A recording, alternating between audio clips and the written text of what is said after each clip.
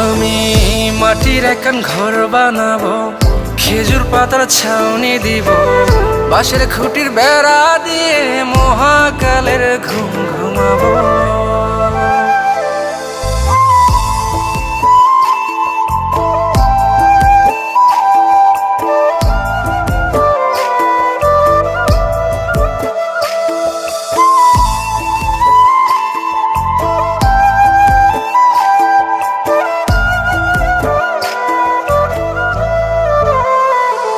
আরে ছাইরা যাইব ইটের শহর, মাটির ঘরে খাটবে রে প্রহর।